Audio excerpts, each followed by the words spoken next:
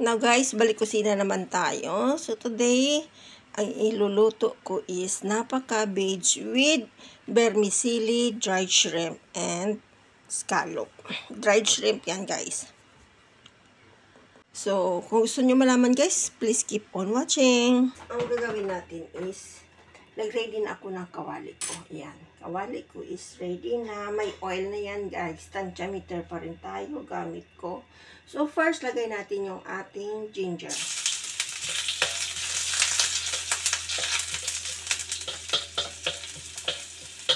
And then garlic. And then after that, yung ating binabad na shrimp at saka scallop. So, kung wala kayong scallop guys, is shrimp pwede din. Yung dried shrimp, ibabad nyo lang siya ng mga 30 minutes. And then after that, yung binabaran niya, hugasan nyo muna yung shrimp or yung scallop. And then yung binabaran niya, i-keep nyo. Pwede nyo yan gawin pang tubig. And then after this one guys, ayan. Pag nangamoy-ngamoy na yung ating shrimp at saka yung scallop natin,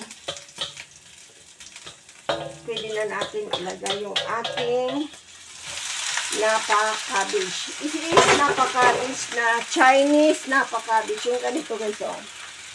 Ayan, ganito siya. Ayan. So after that guys, after this one, maglagay tayo ng sugar. So, pwede kayong gumamit ng white sugar, brown sugar. Sa akin is orange sugar. Okay. And then, salt. Konting salt lang. Depende sa lasa ng kakain. After that, kung gumagamit kayo guys ng chicken powder, pwede kayong maglagay. Tantiameter din yan guys.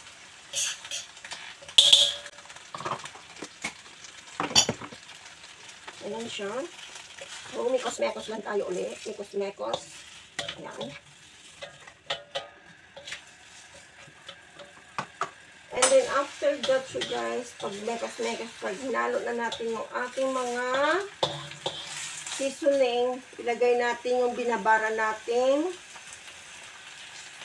sa scallop at shrimp. So, kung may mga broth kayo dyan, pwede yan. Kung wala na lang talaga at akarin tapon nyo ito, tubig pwede din. So, ayan. So, and now, after that, so, takpan natin.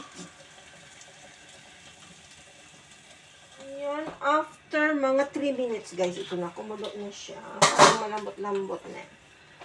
So, may water pa siya. Ilagay natin, guys, yung binabad natin ng vermicelli. Ayan.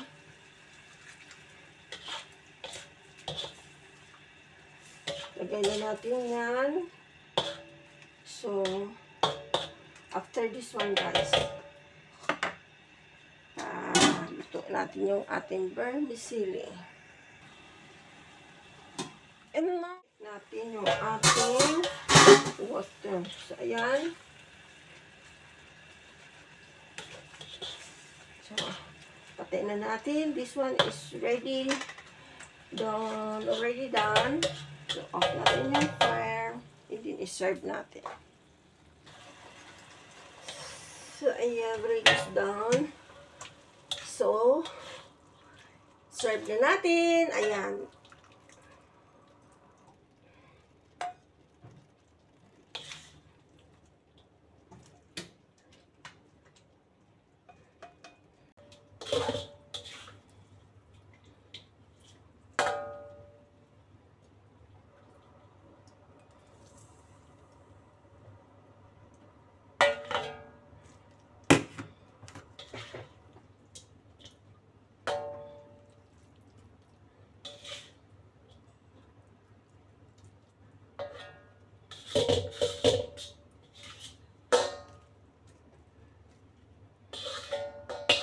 So, ito na guys. Ready to serve na ang ating napa cabbage with vermicelli, dried shrimp, and scallops.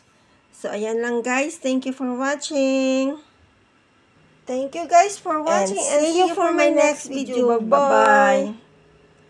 And by the way guys, please subscribe, like, and share. Thank you.